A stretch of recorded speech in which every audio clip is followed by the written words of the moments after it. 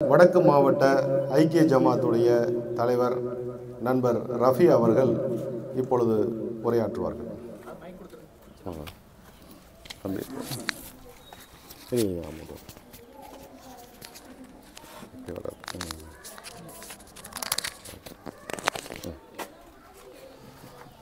அஸ்ஸலாமு அலைக்கும் வரஹ்மத்துல்லாஹி வபரகாத்துஹு. 79வது சுதந்திர தினத்திற்கு என்னை அழைத்த மஜிதே நூர்ஜஹான் மஜித் அண்ட் மதரசா பள்ளிவாசல் நிர்வாகத்திற்கும் மற்றும் எம்எஸ்கே சையத் அலங்கியம் ஹாஜியார் அவர்களுக்கும் மற்றும் இங்கு வந்திருக்கும் அனைவருக்கும் மனமார்ந்த நன்றியை தெரிவித்துக் கொள்கிறேன். மஜித் சேவை குழு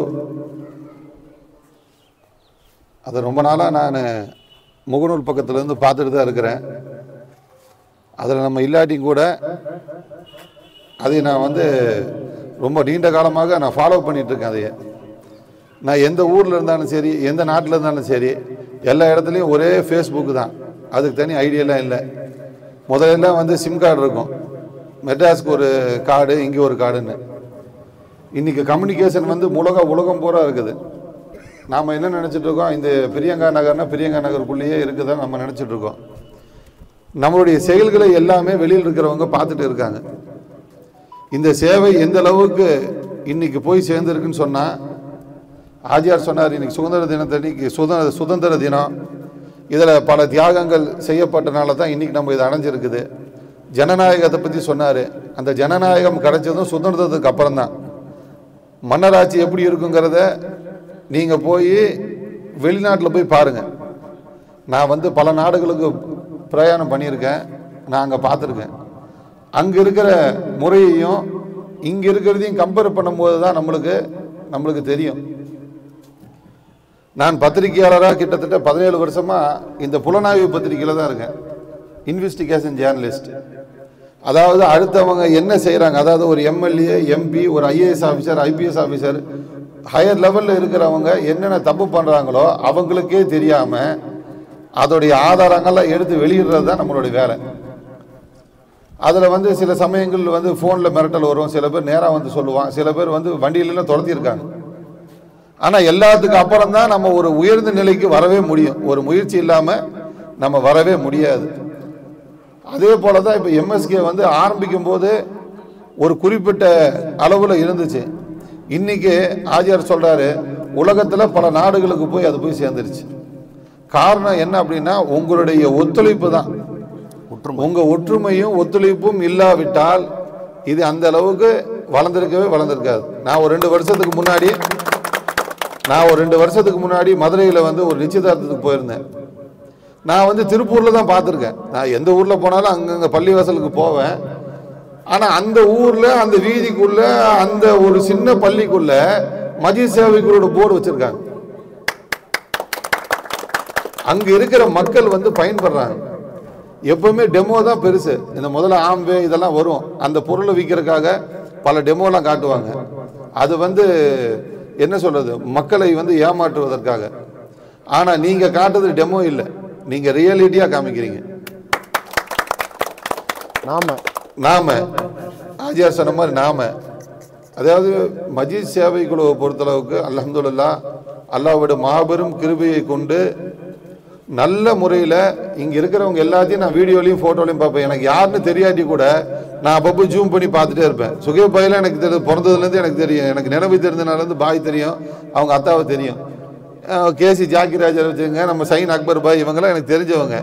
நம்ம பாயெல்லாம் பார்ப்போம் அடிக்கடி. எங்கே நம்ம பாய் கோட்டெல்லாம் போட்டு கம்பீரமாக இருப்பார் எப்போவுமே.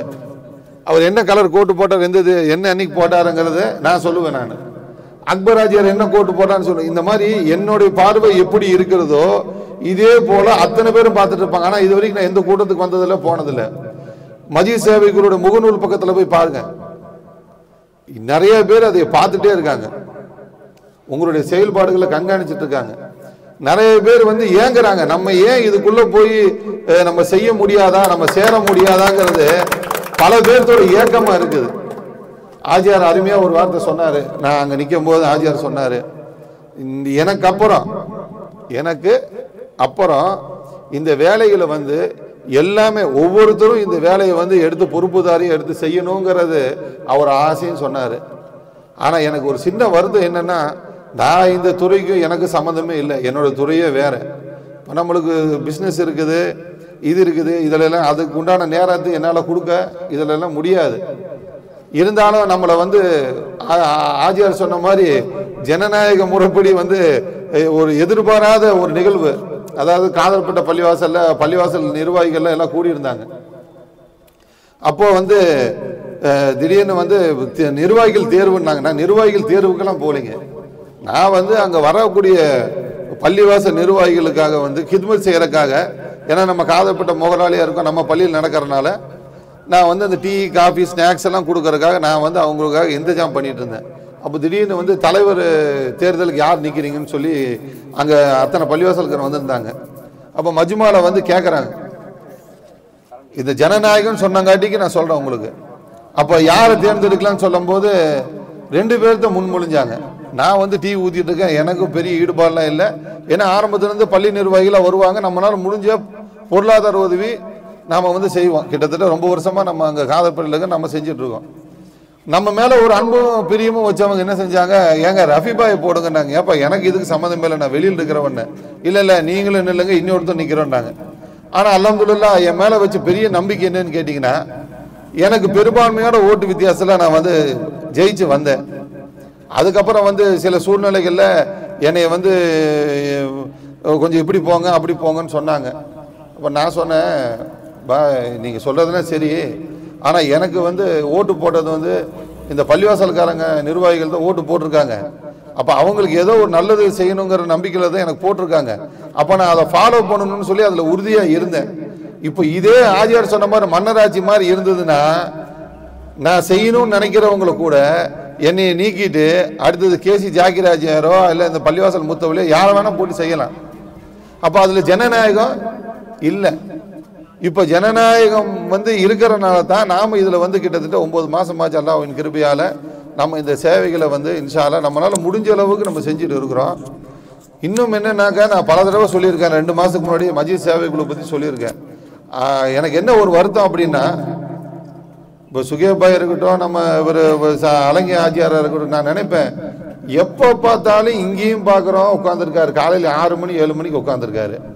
அங்கேயும் மதுரையில் போட்டாலும் அங்கேயும் உட்காந்துருக்காரு. எப்படி தான் இவர் போகிறாருன்னு ஒரு 3 நாளைக்கு முன்னாடி நினச்சி பார்த்தேன் நான். எப்படி தான் இப்படி சுற்றுறாரு, இவருக்கு என்ன தேவை இருக்குது? ஏதோ ஒரு வேலை செய்யணும் அப்படின்னாக்கா யாரோ ஒரு நினச்சி தான் ஒன்று பண்ணுவோம். ஒன்று, நான் வந்து அரசியலில் பெரிய ஆள் ஆகணும், இல்லை வேறு எதுலேயோ ஒரு அச்சீவோடு போவாங்க. இவர் எந்த நோக்கமும் இல்லை, எதுவுமே இல்லை, திறந்த வெளியே இருக்கார், திறந்த புத்தகம் மாதிரி இருக்கார். நான் அவருடைய ஸ்பீச்செல்லாம் நான் நோட் பண்ணிட்டு தான் இருப்பேன், இந்த பட்டிமன்றம் எல்லாத்தையும் நான் பார்த்துட்டு தான் இருப்பேன். அந்த அளவுக்கு வந்து மஜீத் சேவை குழுவுடைய சேவைகள் வந்து மக்களுக்கு நல்ல விதமாக போய் சேர்ந்துட்டு இருக்குது. எனக்கு என்ன வருத்தம் அப்படின்னா, அந்த போகக்கூடிய பொருட்களோட எண்ணிக்கை வந்து கம்மியாக இருக்கு. மக்கள்கள் தேவைகள் அதிகமாக இருக்குது, அதோட எண்ணிக்கையில் வந்து குறைவாக இருக்குது. காரணம் என்னென்னா, நீங்களாம் இப்போ வந்து ஸ்டாண்டிங் லீடர் மாதிரி எல்லாமே அந்தந்த இடத்துல உங்களுக்கு நிறைய வேலைகள்லாம் ஆஜியார் கொடுத்துருக்காரு. இப்போ கூட ஆஜியார் ஏதோ அந்த சேர்மனாக போட்டிருக்காங்க, இதுக்கு பொறுப்புதாரி இந்த மாதத்தோடைய சேர்மனாக போட்டிருக்காரு. நான் அதையும் பார்த்துட்டு தான் இருக்கேன். பிஸ்னஸ் சேர்மன் பிஸ்னஸ் இதில் போட்டிருக்காங்க. அப்போ ஆளுக்கு ஒவ்வொரு பொறுப்பு உங்களை எல்லாத்துக்கும் கொடுத்தனால நீங்கள் அந்த வேலையில் பிஸியாக இருக்கீங்க. ஆனால் என்னோட ரிக்வெஸ்ட் என்னென்ன தெரியுமாங்க ஆஜியார், ஒரு வேண்டுகோள் மஜீத் சேவை குழுக்கு. சில பேர் மனிதன் வந்து அல்லாஹ் மறதியாளராகத்தான் வச்சிருக்கான். சில பேர்த்துடைய தனிப்பட்ட வெறுப்பின் காரணமாக ஒவ்வொரு பகுதியிலும் ஆர்வமாக இருக்கிறவங்க கூட செயல்பட முடியாத சூழ்நிலைகள் இருக்குது. மனுஷன் தாங்க, எல்லாம் ஒரு மாதிரி இருக்க மாட்டாங்களே. தேவைன்னா நீ வான்னு சொல்ற அளவுக்கு இல்லையில. இப்போ ஒரு பொருள் வாங்கணும்னா அதோட தரத்தை பற்றி குவாலிட்டி பற்றி சொன்னா தான் அவங்க நமக்கு இதை பற்றி வருவாங்க. இப்போ கேப்டன் அறிமுகப்படுத்தி வச்சார், எதுக்கு? இப்படிப்பட்ட ஒரு கடற்படையில் ஒரு வேலை செஞ்ச ஒருத்தர் நம்மளுடைய சேவைகளெல்லாம் பார்த்து தானாக முன் வந்து இதில் வராங்க. இல்லாட்டி ரிட்டையர்ட் ஆகிட்டு அவர் வந்து பென்ஷன் வாங்கிட்டு இருக்கலாம், இதுக்கு வரணுங்கிற அவசியமே இல்லை. அந்த மாதிரி நிறைய பேருக்கு ஆர்வம் இருக்குது. நிறைய செல்வந்தர்கள், இன்னும் நான் சொல்ல போனால் இனி நிறைய செல்வந்தர்கள் திருப்பூரில் என் காது வழி கேட்டது, சில பேர் சொன்னது, இந்த சேவை வந்து மஜீத் சேவை குழு நல்லபடியாக நடத்துகிறாங்க, இனி நடத்தினா நல்லா இருக்கும். ஏன்னா எல்லாமே இந்த கிட்டோட வேலை அப்போ என்ன சொல்லுவாங்க, 1000 ரூபா 1500 என்ன ஒரு கிட்டு நாங்கள் ஹோல்சேலாக வாங்கி வச்சிருக்கோம். இதெல்லாம் என் காதுபட கேட்டது. ஒரு இடத்துல வச்சுக்கிறோம், உங்களுக்கு தேவைன்னா நீங்கள் வாங்கிக்கலான்னு. அந்த மாதிரி நம்ம வந்து முதல்ல இதை ஆரம்பிக்கும் போது கொஞ்சம் ரொம்ப வேகமாக இருந்துச்சு. நான் பார்த்துருக்கேன், ஒவ்வொரு வீடாக வந்து கேட்டுட்டு இருந்தாங்க, இந்த மாதிரி நீங்கள் ஒரு 5 கிட்டு கொடுங்க 4 கிட்டு கொடுங்கன்னு. இப்போ வந்து யாருமே வந்து தயவு செஞ்சு கோச்சுக்காதீங்க, எனக்கு தெரிஞ்ச வரைக்கும் சொல்கிறேன், போகிறாங்களா எனக்கு தெரியாது. இப்போ அந்த உழைப்புகள் வந்து கொஞ்சம் கம்மியாயிடுச்சு. எல்லாம் மேடைக்கு போயிட்டாங்க. களப்பணியில் வந்து ஆள் இல்லைன்னு நினைக்கிறேன். ஆள் இருக்காங்க, ஏன்னா ஆஜியார் எல்லாத்தையும் தலைவராக ஏற்றி விட்டாங்க இப்போ. அதனால் இன்ஷா அல்லாஹ் ஒவ்வொரு பகுதியிலையும் வேலை செய்யக்கூடியவங்க, ஒவ்வொரு முகல்லா பள்ளிவாசலை சேர்ந்த வேலை செய்கிறவங்க நிறைய பேர் இருக்காங்க. அதாவது பொருளாதாரம் கொடுக்கணும் இருக்காங்க. இப்போ ஒரு 30 கிட்டு பற்றாக்குறை 32 இருக்குது 40 இருக்குது நான் போர்டில் பார்ப்பேன். அதை பூர்த்தி பண்ணுற அளவுக்கு அல்ஹம்துலில்லாஹ் எல்லா பகுதியிலையும் ஆள் இருக்காங்க. ஆனால் யாரும் போய் அணுகிறது இல்லை. அதனால் இன்ஷா அல்லாஹ் இந்த மஜீத் சேவை குழு மேலே நிறையா பேர், அதாவது எனக்கு தெரிஞ்சு பல ஊர்களிலும் சரி நம்ம திருப்பூர்லையும் சரி ஒவ்வொரு வீடுகளிலும் இன்னைக்கு மஜீத் சேவை குழுவுடைய முகநூல் பக்கத்தை ஒவ்வொரு பெண்களும் ஆண்களும் பார்த்துட்டு இருக்காங்க. நாம நினைச்சிட்டு இருக்கோம் பெரிய கடை வீதிக்குள்ளதான் இருக்கு, நம்ம தான் 10 பேர் உட்காந்துருக்கோன்னு. ஒவ்வொரு வீட்லையும் ஒவ்வொரு பெண்களும் ஒவ்வொருத்தவங்களும் பார்த்துட்டு இருக்காங்க. பெண்கள் அவங்களுக்கு ஆர்வப்படுத்துறாங்க. ஏங்க நம்ம ஒரு இது கொடுக்கலாம்னு நினைச்சோமே, அது சேவை குழு யார் மூலியமா கொடுக்கணும்னு தெரியலையாமாங்கிறாங்க. எனக்கு தெரியும், என் தம்பி கூட பல தடவை அந்த ஆடு குர்பானி கொடுக்கும்போது யார்கிட்ட எனக்கும் தெரியாது யார்கிட்ட கொடுக்குறதுன்னு. ஜுபேராஜியார் ஒருத்தர் தான் தெரியும். அப்புறம் ஒரு நம்ம சிராஜ் பாய் மேட்டுப்பாளையம் பள்ளிவாசல் மஜீத் சேவை குழு பொறுப்புதாரி, அவரை பிடி சொல்ல. அந்த மாதிரி ஒரு கம்யூனிகேஷனே இல்லாமல் இருக்குது. ரெண்டாவது என்னன்னா, எல்லாமே எனக்கு தெரிஞ்சு எல்லா இடத்துலையும் ஆட்டோவில் இன்னைக்கு அந்த பொருள்லாம் போட்டிருந்தாங்க. பொருள் அந்த காய்கறி, பீட்ரூட்டு, கேரட்டு இதெல்லாம் அடுத்த திட்டம் கொண்டு ரொம்ப அருமையான திட்டம். இதாவது எந்த அளவுக்கு சொல்ல போனால், நீங்கள் சொன்னீங்கன்னா அது வந்து நீங்கள் புகழ்ந்து பேசுகிற மாதிரி. நான் வந்து வெளியில் இருக்கிறவ, எனக்கும் உங்களுக்கும் சம்மந்தம் இல்லை. அதாவது சம்மந்தம் இல்லை அப்படின்னு சொன்னால் நாம் அதில் அந்த ட்ராக்லேயே இல்லை. இருந்தாலும் எங்களுடைய பார்வையில் நான் சொல்கிறேன். இன்னும் ஒரு படி மேலே சொல்லணும்னு சொன்னால் அல்ஹம்துலில்லாஹ் அல்லாஹ்வுடைய பெரிய கிருபை. நீங்கள் நிற்கிற இடம் இருக்கு இல்லையா, இந்த பள்ளிவாசல், நம்ம ஆஜியார் வந்து சஃபாரி காஜாபாய் வந்து KMCT காஜாபாய் வந்து அவரோட நீயத்தில் அதை கட்டினாலும் கூட பல வருடமாக இது கட்டடமாக தான் இருந்தது. இன்னைக்கு இது மக்கள் பயன்பெறக்கூடிய இடமாகவும் 5 வேளை தொழுவக்கூடிய இடமாகவும் மாறியதற்கு பெரும் பங்கு இல்லை. நான் சொல்ல 100% மஜீத் சேவை குழுவின் காரணமாகத்தான் இந்த பள்ளிவாசல் இயங்கிக் கொண்டிருக்கிறது என்பதை ஆணித்தரமாக நான் சொல்லுவேன்.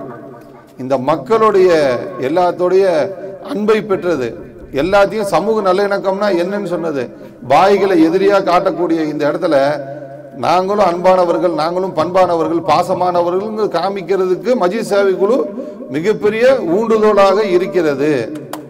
இதை அனைவரும் வந்து ஆஜியாட்ட ஒரு கோரிக்கை தான், ஒவ்வொரு பகுதியிலையும் அந்தந்த ஒவ்வொரு பள்ளிவாசல்களும் நீங்கள் போகணும். இப்போ பார்த்தீங்கன்னா பயனாளிகள் நிறையா இருக்காங்க. ஆனால் மசூராவில் நான் டெய்லி பார்க்குறேன், வாரத்துக்கு ஒரு நாள் மாதத்துக்கு ஒரு நாள் மசூராவில் நான் பார்ப்பேன், மதினா பள்ளியில் நடக்கும். ஆனால் பார்த்தீங்கன்னா பொருள் வாங்குற எல்லா நிர்வாகிகளும் ஜாஸ்தி, வர நிர்வாகிகள் ரொம்ப ரொம்ப குறைவுங்க. 8 பேர் 10 பேர் தூரமாக உட்காந்துட்டு ஃபோட்டோ எடுத்து போகிறாங்க. அது ரொம்ப மனவேதனையாக இருக்குது. அப்போ நபர்கள் வந்து அதிகமாக வரும்போது செய்கிற இப்போ நம்ம தேசிய தலைவருக்கு, நம்ம சுகீப் பாய்க்கு, நம்ம எல்லா நம்மளுடைய மஜீத் சேவைக்குள் நிர்வாகிகளுக்கெல்லாம் அது இன்னும் எச்சா பூஸ்டப்பாக இருக்கும். பரவாயில்லடா, இன்னைக்கு 10 பேர் உட்காந்தாங்க, நாளைக்கு 5 பேர் ஆச்சு, 20 பேர் ஆச்சுன்னா அது ஒரு ஆக்கமும் ஊக்கமுமாக இருக்கும். அதனால் இன்ஷா அல்லாஹ் ஒவ்வொரு பகுதியிலையும், இப்போ வடக்கு பகுதி எடுத்துட்டீங்கன்னா ஒவ்வொரு பள்ளிவாசல்லையும் மஜீத் சேவை குழுக்கு வாங்க. அந்தந்த பள்ளி நிர்வாகிகள், தலைவர், செயலாளர், பொருளாளர், முத்தவள்ளி எல்லாத்தையும் கூப்பிடுங்க.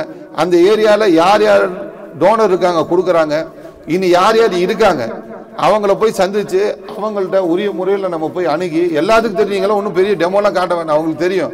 நீங்கள் போன உடனே செக்கோ ஏதோ ஒன்று போட்டுருவோம், மாதம் மாதம் வந்து வாங்கிட்டு போயிருங்க அல்ஹம்துலில்லாஹ்ன்றுவாங்க. அந்த அளவுக்கு இந்த சேவை குழு அல்ஹம்துலில்லாஹ் அல்லாஹ்வுடைய கிருபையில் வானத்தை எட்டிய நோக்கத்தோட ஒரு கிட்டத்தட்ட ரொம்ப நாடுகளுக்கு போயிடுச்சு. அல்ஹம்துலில்லாஹ் அல்ஹம்துலில்லாஹ் அல்ஹம்துலில்லாஹ் இன்ஷா அல்லாஹ். ரொம்ப சந்தோஷம், மகிழ்ச்சி. அஸ்ஸலாமு அலைக்கும் வரஹ்மத்துல்லாஹி வபரகாத்துஹு. ஒரே ஒரு விஷயம் நம்ம ரஃபீக் சொன்னதை வச்சு, அதாவது முந்தா நாள் வளர்மதி அப்படின்னு ஒரு பேச்சாளர் வந்தாங்க. அவங்கள நான் முன்ன பின்ன பார்த்ததில்லை. ஆனால் அவங்களே எனக்கு ஃபோன் பண்ணி உங்களோட யூடியூப் சேனலை நான் வாட்ச் பண்ணிக்கிட்டே இருக்கிறேன், நிறைய இருக்குது, நீங்கள் ஒரு புத்தகம் போடலாம்ல அப்படின்னுச்சு. என்னதான் இருந்தாலும் யூடியூப்பு சோசியல் மீடியாலாம் ஒரு காலத்தில் இருக்குமான்னு சொல்ல முடியாது. ஆனால் புத்தகம் கண்டிப்பாக இருக்கும் அப்படின்னுச்சு. நமக்கு எழுதுறதுக்கெலாம் வராதுமா அப்படின்னு. நான் எழுதுறேன் அப்படின்னுச்சு. யாருப்பா இது இந்த அளவுக்கு அக்கறையாக இருக்காங்களே, சரி வாமா பட்டிமன்றத்தில் பேச மாட்டேன். நல்லா கேட்டுங்க, முன்ன பின்ன பார்த்ததில்லை. வெறும் யூடியூப் சேனலை பார்த்து மட்டுமே வளர்மதி பேசிய அந்த பேச்சு யூடியூப்ல நாளைக்கு நம்ம வெளியிடுவோம். நீங்க பாருங்க, நம்ம கூட அப்படி பேசியிருக்க மாட்டோம். இப்ப அடுத்து ரஃபீக் அவர்கள் சொல்றாங்க, நான் யூடியூப்பும் ஃபேஸ்புக்கையும் தொடர்ந்து பார்த்துக்கிட்டு இருக்கிறேன் அப்படிங்கிறாங்க. முக்கியமான விஷயம், யூடியூபையும் ஃபேஸ்புக்கையும். இப்ப இந்த உணவு பொருள் சொன்னாங்க இல்லையா குறையுதுன்னு, பல இடங்கள்ல உணவுப் பொருள் கூடிக்கிட்டு தான் போகுது. பாய் கவனிங் பாய் பாய் ஒரு நிமிஷம் பாய். பல இடங்கள்ல உணவுப் பொருள் கூடிக்கிட்டு போகுது, புதிய இடங்கள்ல ஆரம்பிக்கப்படுகிறது. அது எனக்கு தெரியும், ஏன்னா தமிழ்நாடு பூரா சுற்றுறேன். ஆனால் ஒரு சில இடங்களில் குறைகிறது என்பது அவர் சொல்றது உண்மை. அதுக்கான காரணம் என்ன? உங்கள் பிரியாணி கடையை நீங்கள் கடையை மூடி வச்சுருவீங்களா, போர்டையும் கழட்டி தூக்கி வெளியே போட்டுருவீங்களா, பிரியாணி இருக்கிறதும் தெரியாதான் ஆனால் வியாபாரமே இல்லைன்னு கவலைப்படுவீங்களா? என்ன கதை? பிரியாணிக்கு போர்டு இருக்கணுமா இல்லையா? கடை போர்டு, அத்தா பிரியாணி அம்மா பிரியாணி இருக்கணும்ல, அதை தூக்கி போட்டு வரான். சட்டையும் சாத்திட்டு வரான். பிரியாணி மட்டும் உள்ளே ஆக்கி வச்சு உட்காந்துக்கிட்டு வியாபாரம் இல்லைன்னு கவலைப்படுவாரான். இப்போ அந்த மாதிரி கதையாக தான் இருக்குது. எந்த மஸ்ஜிதுகள் எல்லாம் அந்த செயல்களை ஜும்மா அன்று அப்படி மளிகை ஜாமான் அடுக்கி வச்சு, ஃப்ரூட்ஸ் அடுக்கி வச்சு, போர்டை வச்சு ஒரு புகைப்படம் எடுத்து சமூக வலைதளங்கள் பரப்பினா உங்களை தேடி வருவாங்க. டேய் நம்ம கொடுத்த காசு கரெக்டாக இருக்கிறான்னு நம்பிக்கை வரும். நான் கொடுத்தல காசு, அந்த காசு எங்க? அது பொருளாக இருக்குது, பரவாயில்லப்பா. 17 கிட்டுக்கு வசூல் பண்ணாங்க, 17 கிட்டு இருக்குது, அந்த நம்பிக்கை வருமா வராதா? நீங்கள் கடையிலிருந்து அப்படியே மளிகை ஜாமானத்தை கொண்டுட்டு போனால் ஜும்மா தொழுகு வர ஆளுங்க பார்க்க மாட்டாங்க, சமூக வலைதளங்களையும் பார்க்க மாட்டாங்க. அப்போ நீங்கள் புகைப்படம் எடுக்க, இது என்ன பிரச்சனை தெரியுங்களா ஜி? வேறு யாருமே இல்லைங்க. இந்த புகைப்படம் எடுப்பாங்க பள்ளிவாசலில் ஜம்முன்னு. அப்போ ஒரு ஆள் வருவார், தம்பி இப்படிலாம் புகைப்படம் எடுத்தீங்கன்னா உங்கள் எகலாஸ் போயிடும். நல்லா கேட்டுங்க, நான் பச்சையாக சொல்கிறேன், எகலாஸ் போயிடும், உங்களுக்கு நன்மையே கிடைக்காது. இது வெளியே தெரிகிற மாதிரி செய்கிறீங்க, நீங்கள் பெருமைக்காக செய்கிறீங்க அப்படின்னு சொன்னோன்னா எல்லோரும் பயந்துக்குவாங்க. யாரோ ஒரு சொல்கிறாரு அப்படின்னு பயந்துக்கிட்டு உடனே அதை அப்புறப்படுத்திடுவாங்க. அதுக்கப்புறம் ஃபோட்டோ போட மாட்டாங்க. 2வது சூறா, நம்ம அல்லாஹ் பேச்சு தான் கேட்க முடியும், 2வது சூறா 271வது வசனம் அல் பக்ரா, நீங்கள் தான தர்மங்களை வெளிப்படையாக செய்தால் அதுவும் நல்லதே, அது பிறரை ஆர்வம் ஊட்டும். அல்லாஹ் சொல்றான், நீ ஏன் கெடுக்கிற? அல்லாஹ் சொல்றான், நீ வெளியே தெரியுற மாதிரி செஞ்சா தான் ஆர்வம் ஊட்டுங்கிறான். செய்யுங்க.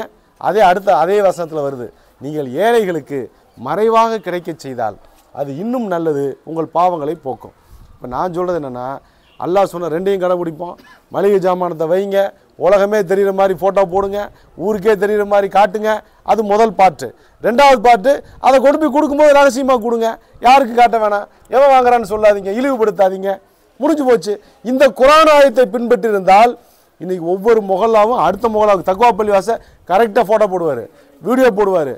நான் டாக்டர் நஜீர் மெச்சூரிட்டியானவர், மெச்சூரிட்டி வேறு ஒன்றும் இல்லை, எஜுகேஷன் மெச்சூரிட்டி இருக்கிறனால அவர் புரிஞ்சுக்கிட்டதுனால வீடியோ எடுப்பார், ஜும்மாவில் வரவங்களுக்கெல்லாம் காட்டுவார், எத்தனை கிட்டுன்னு போடுவார், கிட்ட போய் ஆராய்ச்சி பண்ணுவார். அந்த புகைப்படங்கள் அது போட்டுக்கிட்டே இருப்பார்.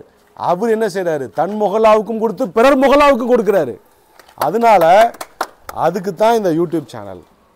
அதனால் இந்த விஷயத்தை ரஃபி அவர்கள் கவலைப்பட்ட விஷயம் இனிமேல் யாரும் கவலைப்படக்கூடாதுன்னா, நீங்கள் செய்கிற தான தர்மங்களை இப்போ முகநூலில் எதுவுமே போடலிங்க. ஏங்க பிலால் மஸ்ஜிதில் சேவைக்குழு ஆரம்பித்ததுக்கு அப்புறம் தாங்க உலகத்துக்கே போச்சு. அது காரணம் முதல்ல கேசி ஜாகிர் பாய்க்கு நன்றி சொல்லணும். ஏன்னா அவர் பாட்டுக்கு இந்த எம்எஸ்கேல வேணாப்பா அப்படின்னு இருந்தாருன்னா கதை முடிஞ்சு, அந்த நன்மை அவர் கிடைக்காது. அவர் தான் முதல்ல தலையாட்டுறாரு. வாங்க ஆரம்பிங்கன்னு சொல்லாமல் அவர் சொல்லாமல் போக முடியுமா? போனங்காட்டி தான் யார் வந்தா? ஹக்கீம் வந்தார், ரஃபி வந்தார். ஹக்கீம் வந்ததுக்கு அப்புறம் தான் ஃபோட்டோக்கள் போக ஆரம்பிச்சிச்சு. 10 பள்ளிவாசம் 50 பள்ளிவாசம் ஆச்சு. இது மட்டும் திருப்பூர் மட்டுமல்ல. இப்போ ரஃபி ரஃபி பாய் இன்னைக்கு தான் நான் பார்க்குறேன். நான் நேரில் பார்த்த மாதிரி எனக்கு ஞாபகமே இல்லை, தான் ஃபஸ்ட் டைம் பார்க்குறேன். ஆனால் ஃபஸ்ட் டைம் பார்க்குற இந்த நபர் என்னை முதல் முறையாக பார்க்கக்கூடிய நபர் வரலாறுவே சொல்கிறாரு. எங்கிருந்து கற்றுக்கிட்டாரு? நானாக ஃபோன் போட்டு டெய்லியும் பேசிக்கிட்டு இருந்தேன். முகநூல், யூடியூப் சேனலு, இது ஏன் எல்லோரும் புரிஞ்சுக்க மாட்டேங்கிறீங்க? அதனால தயவு செஞ்சு நீங்கள் செய்யக்கூடிய தான தர்மங்கள் அல்லாஹ் பெர்மிஷன் கொடுக்குறான். நீங்கள் தொழுது வந்தால் கூட எல்லாம் பார்ப்பாங்களே, அப்போ தொழுது வர வேணாமா ஜும்மாவுக்கு? ஏன்னா ஜும்மா வந்தால் தெரிஞ்சு போயிருமே, நாங்கள் தொழுதுட்டோம்னு சொல்லி பெருமை வந்துருமே, அகம்பா வந்துருமே, எஹ்லாஸ் போயிருமேன்ட்டு ஜும்மா தொழுகு போகிறது இல்லையா? தொழுகு போகிறது இல்லையா? நோன்பு இஃப்தாருக்கு நோன்பு திறக்க வரீங்க, ஐயோ நோன்பு வச்சிருக்காரு உலகமே தெரிஞ்சிருமே, அப்போ நோன்பு வைக்க வேணாமா? என்னங்க இது? ஒருத்தன் அல்லாஹ் குரானை ஒன்று சொன்னால் கூட குரானுக்கு எதிராக சிந்தித்தான்னு வரும். குரானில் ஒரு வசனம், இவன் குரானுக்கு எதிராக சிந்தித்தான்னு. இந்த ஃபோட்டோ போடாத, தான தர்மங்களை வெளியே தெரிகிற மாதிரி செய்யாத, இதை வந்து நீங்கள் வெளியே போடாத, பெருமை வரவே வராது. பெருமைங்கிறது உள்ளம் சம்மந்தப்பட்டது. நீ ரகசியமாக தகஜ தொழுது போட்டு கூட பெருமைப்படுறதுக்கு வாய்ப்பு இருக்குது. நீ ஜும்மால பகிரங்கமாக தொழுதுட்டு பெருமை இல்லாமல் அது உன்னுடைய உள்ளத்தை நீ சீர்திருத்த வேண்டிய சமாச்சாரம். அதனால் தயவு செஞ்சு இன்ஷா அல்லாஹ் அனைத்து மஸ்ஜித் நிர்வாகிகளும் உணவுப் பொருட்களை நீங்கள் காட்டினீங்கன்னா உங்களுக்கு உணவு கிட்டு கொடுப்பாங்க. சரி, புகைப்படம் போட்டால் இதை நன்மைன்னு போது தெரிஞ்சுங்க. ஒன்று, உங்களுக்கு புதிய ஸ்பான்சர் கிடைப்பாங்க. ஸ்பான்சர் உங்களுக்கு கிடைக்கிறது இல்லை, அந்த ஸ்பான்சருக்கு சொர்க்கம் கிடைக்கிறதுக்கு நீங்கள் வாய்ப்பாக இருக்கிறீங்க. உங்களுக்கு ஸ்பான்சர் இல்லை, அவன் 1500 ரூபா கொடுத்தா நாளைக்கு அல்லாட்ட சொர்க்கத்துக்கு போவான், நரகத்தை விட்டு தப்பிச்சுக்குவான். அவன் வாய்ப்பை ஏன் கெடுக்குறீங்க? இப்போ ஒருத்தர் கறி கொடுக்குறேங்கிறாரு, எங்கே கொடுக்குறது தெரியலிங்கிறாரு. அப்போ உங்கள் ஃபோட்டோவும் உங்கள் ஃபோன் நம்பர் இருந்திருந்தால் கறி உங்களுக்கு வரும்ல. திண்டுக்கல்ல ஒருத்தன் ஆட்டோ எடுத்துக்கிட்டு ஈரோடு கொண்டு வரான், ஏயா அப்படின்னு. இல்லைங்க இங்கே தானே மஸ்ஜித் சேவைக்குள் இருக்குது.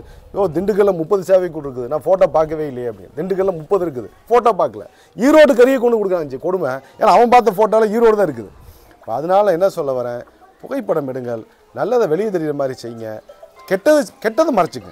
எவனாவது பாவம் செஞ்சால் ஃபோட்டோ பிடிச்சி போட்டுறாதீங்க, நல்லதை ஃபோட்டோ பிடிச்சி போடுங்கிறத நான் சொல்கிறோம். இன்ஷா அல்லாஹ் இப்பொழுது நம்முடைய பட்டிமன்றத்தின் இந்த நிகழ்ச்சி வெளியிடுது. இதனுடைய கதாநாயகர் யார் அப்படின்னா, நம்முடைய நகர ஜமாத்துல் உலமாவுடைய செயலாளர் மௌலானா மௌலவி அபு தாஹிர் ஹஜ்ரத் விஎஸ்ஏ நகர் பள்ளியுடைய இமாம் அவர்கள். கிட்டத்தட்ட ஒரு மாதம் மேடையிலேயே ஏறாத ஒரு 5 பேத்துக்கு பயிற்சி கொடுத்து பட்டிமன்றத்தில் ஏற்றி, அதுக்கு எங்களுக்கும் ஒரு 10 ஸ்பான்சர் பண்ணி அந்த நிகழ்ச்சியை இப்போ வெளியீடு விடுறோம் அப்படின்னா, இது எல்லாம் 30 நாட்களில் நடப்பதற்கு மைய காரணமாக இருந்தது. அதற்காக முழு அர்ப்பணிப்போடு செஞ்சது. நேற்று நிலைமை காலையிலேருந்து ஃபோனை எடுக்கல அவர். எனக்கு பயங்கர கோவம், ஏன்னா ஃபோனை எடுக்க மாட்டேங்கிறாரு. நைட்டு பார்த்தா அவருக்கு வந்து தலையில் வந்து அவ்வளோ பெரிய காயம் வந்து வலி வந்திருக்குது, ஃபுல் பெயின் வீங்கி இருக்குது. நான் நேற்று நைட்டு அவரை பார்த்து சொன்னது, மௌலானா தயவு செய்து ரெஸ்ட் எடுங்க, காலையில் வந்துடாதீங்க, நல்லா தூங்கி எந்திரிங்கன்னு. காலையில் முதல் நபராக வராங்கன்னா இப்படிப்பட்ட நபர்களை கொண்டுதான், அர்ப்பணிப்புள்ள நபர்களை கொண்டுதான் நம்முடைய மஸ்ஜித் சேவைக்குழு உலகம் அழியும் வரை இருக்கும், உலகம் எல்லைகளை எல்லாம் தொடும். இப்பொழுது அவரை வந்து இந்த வெளியிடும்படி கேட்டுக்கிறேன். அவரையும் நம்ம கேசி ஜாகிர் பாய், ரஃபி பாய் எல்லாருமே இதை வந்து வெளியிடுங்க. இந்த யூடியூப் சேனல் இன்ஷா அல்லாஹ் உலகம் பூரா பரவுனா நல்லது பரவும், அறம் பரவும், நல்ல கருத்துக்கள் பரவும், நல்ல சேவைகள் பரவும், ஒற்றுமை வரும் இன்ஷா அல்லாஹ். அப்படியே இருங்க கொஞ்சம் அப்படி விரிஞ்சிக்கலாம். அங்க காமிக்கிறீங்க கொஞ்சம் அப்படி இல்ல, அப்படி வேண்டாம் தாங்க. இங்க பாருங்க, இங்க வைங்க, இப்படி வைங்க. இதான் அமைப்பு. இங்க காமிச்சு அங்க தெரியும். இதான் அமைப்பு.